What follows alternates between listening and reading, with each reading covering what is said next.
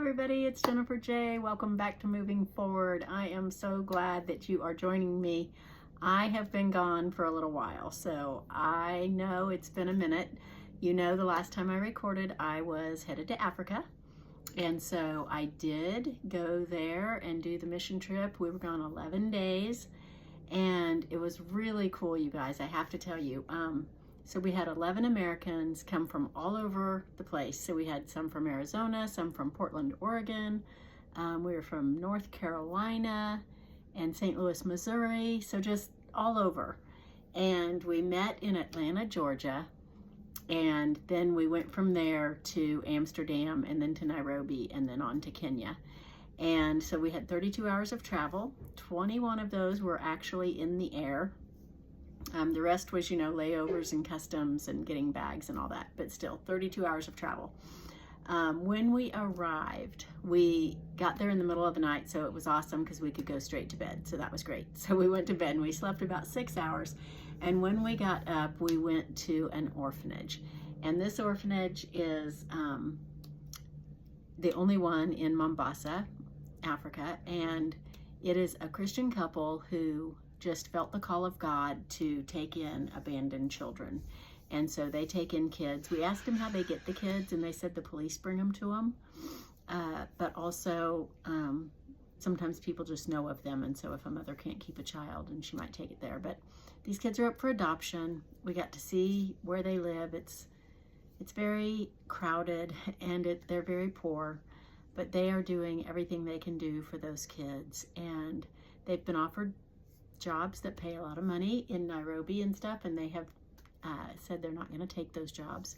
They feel called of God to do this, and so they are doing such a great ministry there. Then after that, we got to go to the Indian Ocean, and that was awesome because I wasn't expecting to get to go to the ocean, but we were really close to it, so they took us. We couldn't swim or anything. We just got to get our feet in and look for shells. I found some cool shells.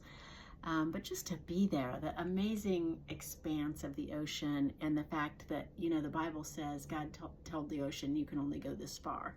It's got boundaries. And so every time I'm at the ocean, I always think of that verse, and I always think, you know, how great God is and how there's all that massive ocean, and God said you can only go this far. And so he has control of that. But we left there.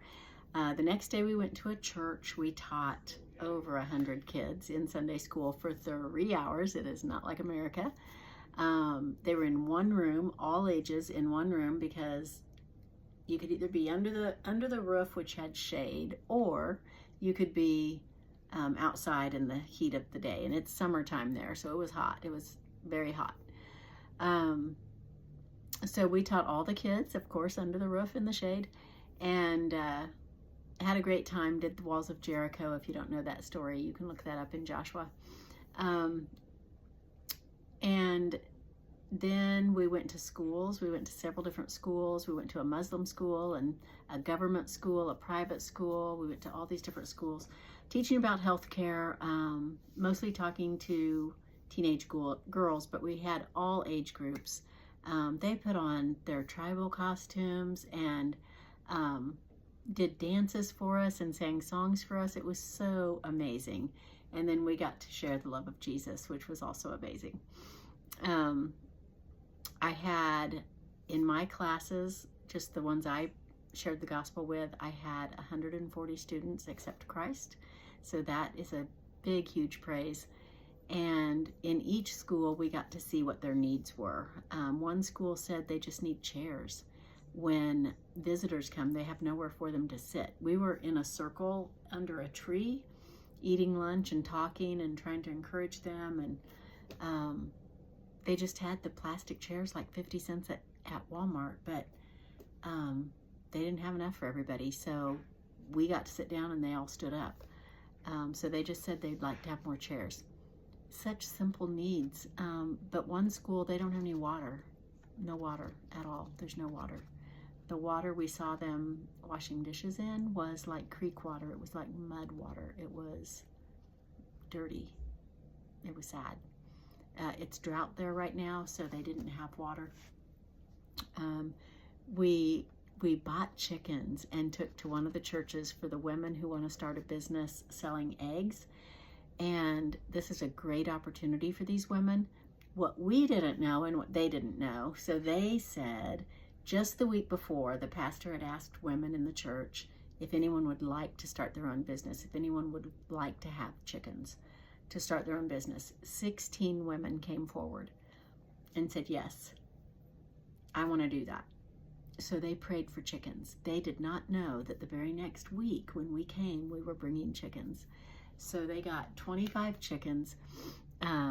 They were so ecstatic. And then somebody on our team, one of the couples that was there, also paid to have them immunized and paid for a bunch of feed for them. So they don't have foxes or coyotes there and stuff, so the chickens are fine, free ranging out there.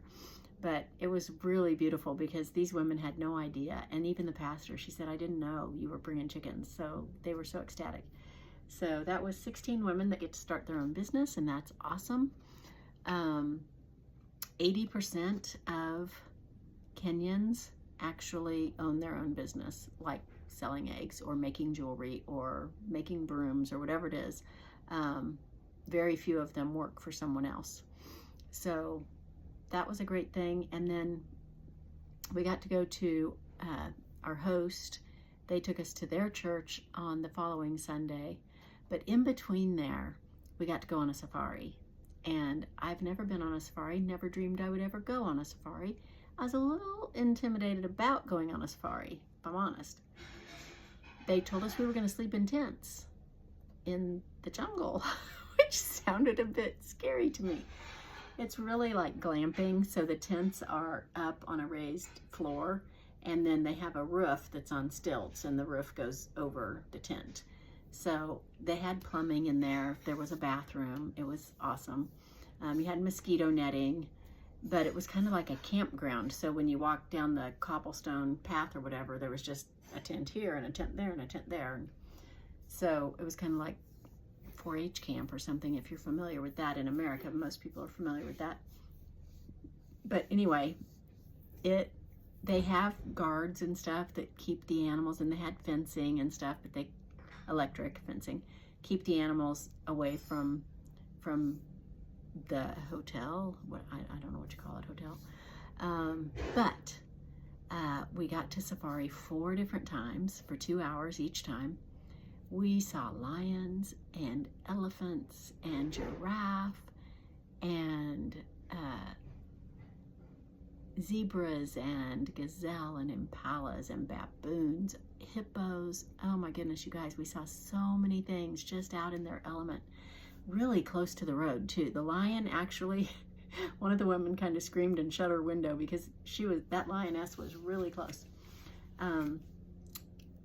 Almost, the giraffes were a little further back, but everything was really close except the giraffes. So that was a lot of fun, and getting to go out so many times and see an African sunset, and oh my goodness, it was just such a blessing. I answered the call to go to Africa when God called me to go there. I never in a million years dreamed that I would see the Indian Ocean and that I would get to see all these animals in this jungle. And this jungle, it's a state park, but it's actually bigger than the whole country of Jamaica. So just amazing. At any rate, I say all that just to say Africa was awesome, and I'm sorry that I didn't record. Then I got home and I did not realize how long it was going to take me to get readjusted. So I don't know why. I was just in India, 9 months ago. I did not remember it taking this long. And so they said 1 day for every time zone you crossed, and we crossed 12 time zones just getting back. So we crossed 12 getting there and 12 getting back. Excuse me. So it took me a while to get adjusted. I slept. Oh my gosh, I felt like I slept forever. And I think I'm finally back on the right time zone. So I thought I've got to record and get everybody up to speed. So I do want to let you know my book is still available. Seems to be doing well on Amazon. There is a place where I can check, as the author, I can check what number it is, what number it ranks out of 50 million books on Amazon. It's still in the top 1 million, which is really amazing considering there's 50 million. In US biographies, it's still in the top 100. So it's doing really well. There's a couple of other categories it's in. I think spiritual meditation and prayer books, I think, is the other one. And it's just doing well in every category. So that's awesome. I have several people who have now finished the book. So reviews are starting to come in. Those are trickling in kind of slowly. But I'm hoping that the reviews will help bump sales too. So if you haven't got it, I hope that you will. You Can't Be Like Jonah, 1,200 Miles to Obedience by Jennifer Jaye. So I hope you can get that. In other news, I have also been accepted to become part of Timothy International. And so I would welcome you to look that up, Timothy International. It is a group that it's kind of going to be the umbrella over my ministry. So my ministry is called a Great Commission Ministry. And my vision is coming alongside other organizations or other entities that are helping foster kids that have aged out and helping women, single moms, any kind of woman in poverty, women who need help with a vast array of things. Could be that they need help with how to write a resume or clothes for work, career job. It could be learning how to cook. It could be any number of things, but mostly so that we can talk to them about their spiritual needs, right? Bible studies, prayer, all of that. But want to come alongside these people, and that's what was so cool about Africa, because that's what Renewal Project Africa does in Africa. They come along the marginalized citizens of Africa, to see how they can help. And so that's how we got to see all these different entities that they work with. But they're called Project Renewal Africa. If you want to look them up, that's who our host was, Gideon and Joy Banda. And then there's all the things that you can give to. So you can put in the notes when you donate to them. You can put that it's to help them, just to do all the things that they do. Or it could be to help get water to Pastor Mary's church, or it could be to buy shoes for the orphans at the orphanage, or food, for the chickens, or anything. So we have a lot of exciting opportunities, and I'll maybe go into that a little more in depth in future episodes. I'm just kind of wanted to give you guys an update and get this recorded and let you know I am still here, I'm still working, I'm still doing ministry. And then that's what I want to do. What they're doing in Africa is kind of what I want to do here. So the Great Commission Ministry is because God's called us all to go and share the gospel, right? To all nations. And so that is what I'm called to do, is to go share the gospel. But I want to teach other people how to do that too. So my focus is on women and aged out foster youth, orphans and widows, the verse. And so I want to come alongside agencies that are helping foster kids. Just today, sharing with someone, and they introduced me to a woman from Peru who helps aged out foster youth in Peru. And there's no organization like hers there. There's nobody that does that there. We have a few places here in America, that do that. OCJ Kids Ministries, one here in Phoenix. But there's nobody that does that in Peru. And so she's kind of recreating the wheel, but she wants to share it. She wants people who are interested in that sort of thing to come and see what she's doing. And so that is something I'm looking into for a possible mission trip coming up. Now for Africa, we're looking at going again next year. We're looking at going in January. So if you are interested in going, leave a comment, let me know. They've got a questionnaire and application and stuff like that. So you do have to pass background checks and all sorts of things. But if that is something God's calling you to do, that is going to be available. So that will be at East West Ministries. You can find them online as well, East West Ministries, and look into their short-term mission trips.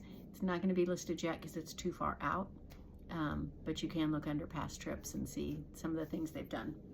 So that is all I have for you today, but I will be trying to record again on Friday.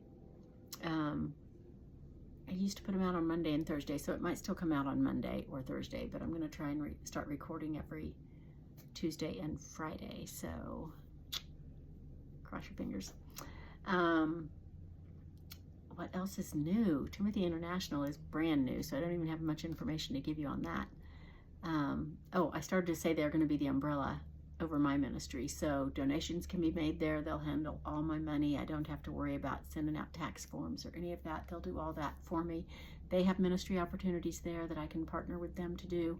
They also have a myriad of other ministries under their umbrella, so there's lots and lots of other people I can connect with, and then they'll house my website as well. So they're in the process of creating that now, so it's kind of exciting. Yeah, I think that's everything. I think you're all caught up. So Friday, I will do another lesson. This one was just to catch you guys up on Africa and what all's going on in my life.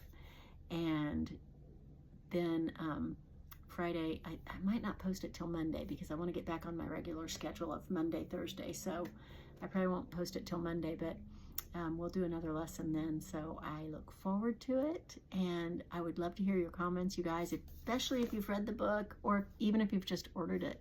Let me know. I would love to know. And if you want to go to Africa, let me know.